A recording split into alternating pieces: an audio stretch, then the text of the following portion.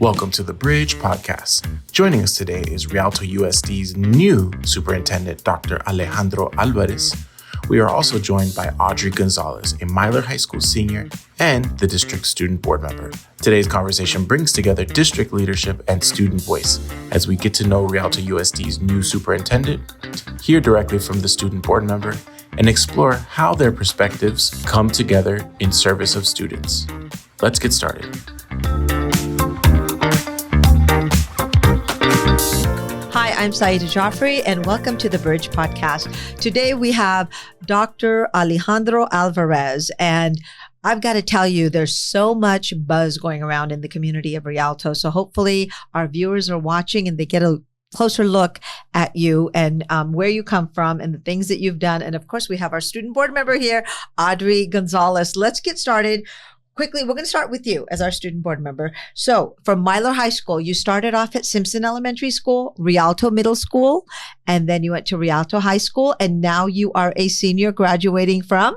Myler High School. Talk to me about your experience. I love it there, honestly. I felt like it's more my place. I really fit in there, and I feel like sometimes a smaller campus is honestly better, and it's just a really great experience there. I love it there. It's just so amazing to have everyone there. The staff is amazing, principals, teachers, everything's just, it's really nice there. And you know, as a superintendent who's coming into the district, he wants to hear that. He wants to exactly hear that. So he's listening to you. And Dr. Álvarez, thank you for joining us. I know you have a very, very busy schedule. I look at this laundry list of accomplishments, and I know that you're a very humble person, but 30 years of experience in public service. You were hired as the new RUSD from the Board of Education unanimously with a vote of 5-0 on the November 12th meeting. And December 1st, 2025 was your first day at Rialto Unified School District. Tell us a little bit about yourself. Oh, well, you've kind of summarized it, but yes, 30 years in education. I spent my career in 3 different districts for now: Fontana Unified, Compton Unified School District, Bass Unified, and obviously here now in Rialto. In the 30 years, I've had the fortunate opportunity to be a classroom teacher, did a little bit of reading specialist as a reading recovery teacher. I've done site administration at the elementary level. I've done human resources. So I got to say, you've done just about every aspect of public education in K-12. That is correct. Yes, wow. I have. And so these are 3 diverse districts. You're coming from Bassett, and of course there was Compton Unified and Fontana Unified. Do you feel like when you're coming to Rialto, you're coming back home? It actually very feels like that very much. So I was very happy that excited that I had the opportunity to apply and interview and obviously be selected, because for me it is coming back home. I've been away from the Inland Empire for 13 years, and it was always my goal and wish to come back. And I appreciate the school district and the Board of Education who provided me that opportunity. Well, thank you. And I also want to add, Audrey, you were sitting there when the Board of Education took the vote. What do you think about our new soup? I love it. Honestly, I feel like he's perfect for what the district needs. And honestly, just hearing his story and how he came about to be our superintendent, it's really nice to see that he has our backs and he really hears students out. That's so cool. And of course, when you're saying coming from humble beginnings, Dr. Álvarez, share a little bit about those humble beginnings with us. As you mentioned the other day, talking to DSAC students a little bit about my background, I am the son of immigrant parents coming to the United States. I'm one of 3 siblings. I am the only one that actually ended up going to college and graduating. And so just, I think for me, that's where it comes from. Just my humbleness is really here to always want to serve and help others and provide an opportunity to be successful. And you did mention that you came from East LA. Yes, I grew up in a small city called Maywood in Los Angeles County. Mm-hmm. My parents still live there in the same home almost 50 years. Oh, wow, they're still there? Yes. Okay. Do you go visit often? As often as I can. Okay, so when you were mentioning something about Harvard, our student board member, when she took her oath and she came on board, she wanted to be an attorney. And she mentioned also, because I kind of feel like this is serendipity, this is so cool, because she said her dream is to go to Harvard. Is that dream attainable? Yes, it is. And I'm a perfect example of how that is attainable. I'm undergraduate school. I would say going through UC Riverside, I never thought about even applying. I mentioned that actually one of my bosses there held my paycheck until I did apply and wouldn't give it to me until I gave her my application. And before you knew it, I was being accepted. And coincidentally, in the dorms I stayed at while at Harvard, I stayed right next to the School of Law. Wow. Yeah. Excellent. Do you see that? I do. So you're going to have a lot of conversations with, and you just got the hookup right here. So you're going to have a lot of conversations with Dr. Álvarez, and of course, a graduate, I believe your master's from Harvard. And also talk a little bit about, because I think when you were speaking to the District Student Advisory Committee, which is our DSAC students led by Dr. Manny Burciaga, you spoke a little bit about, and I think the students just were really interested, very, very interested. You talked about the humble beginnings. You talked about, but you also said you don't necessarily have to be a straight A student. You know, it's important to get good grades, but it's also important to be well-rounded. Yes, that's actually one of the things that my wife and I, we pressed on both our children.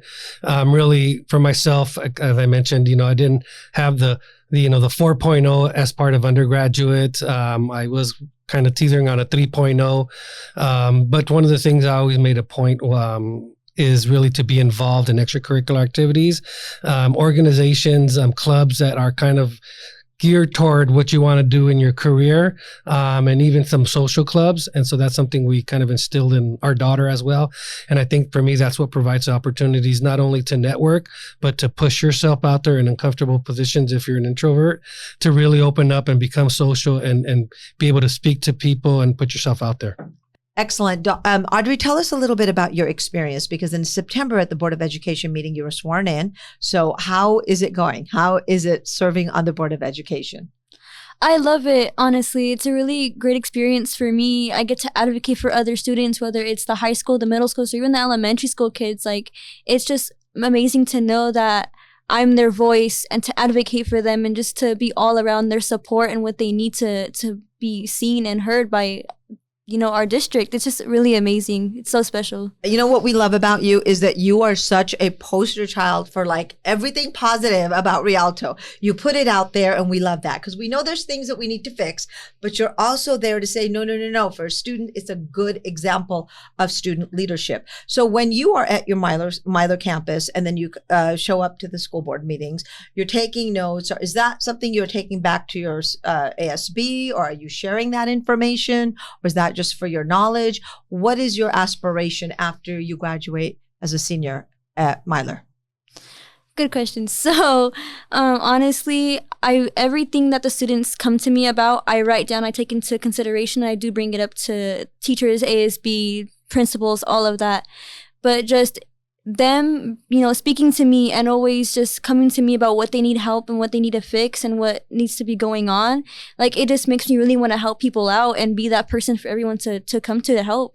Great. And I know you want to go to Harvard School of Law. Aim big. That's great. We have Yale. We have Ivy League graduates coming out of Rialto Unified. So I have faith in you, sister.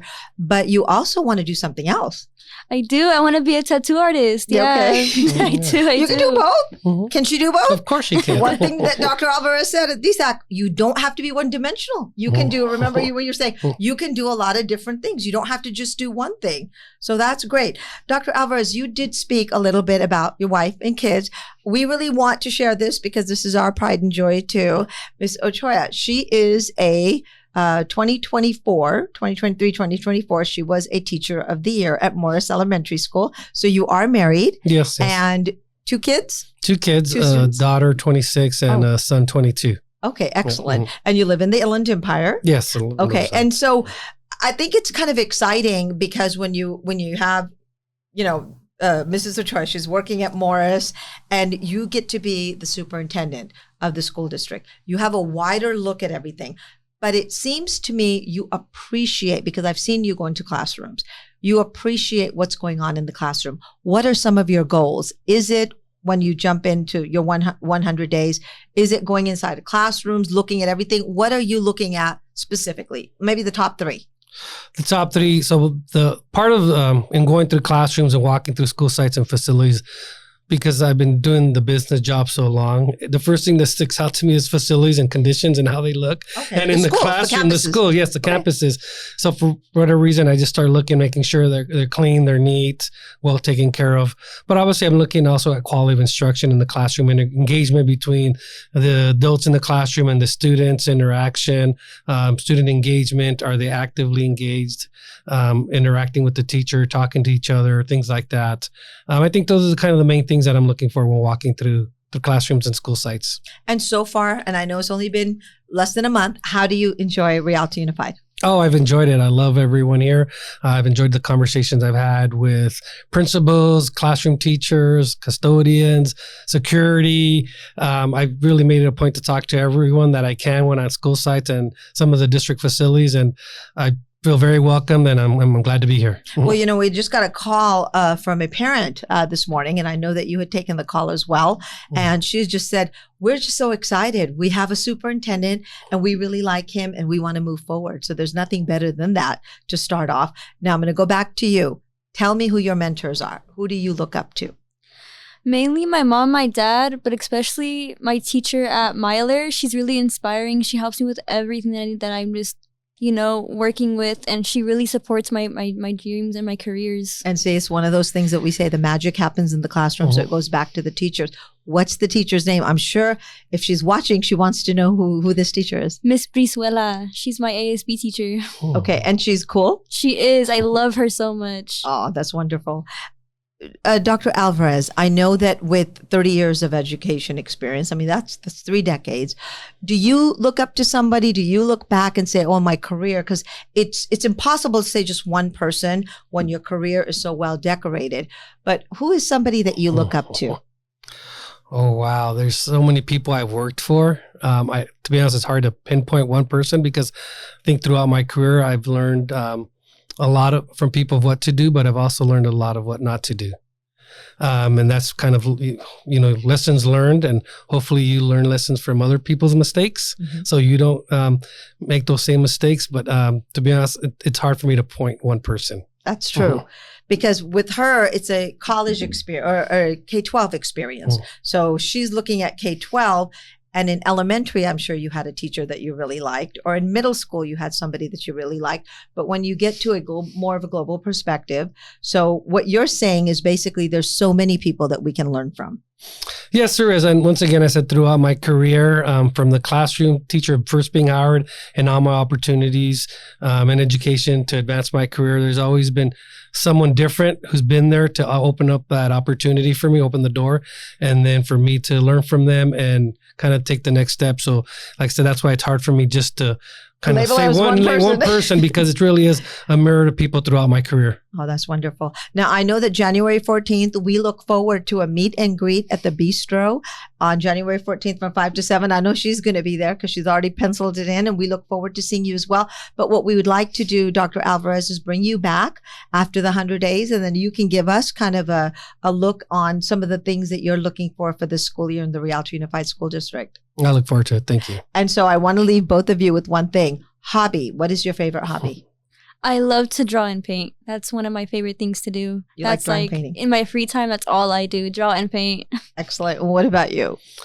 That's hard because between work and then family, there's not much time left for a hobby. For a superintendent. But I would say one of the things I've been trying to start doing at home is really kind of doing more greenery, more plants, and kind of taking care of them. You like to garden? A little bit of gardening, yes. Trying some vegetables, tomatoes, cilantro, things like that. It does. It does. But finding a way to also low maintenance, so it doesn't require a lot of my attention as well. But yes. Excellent.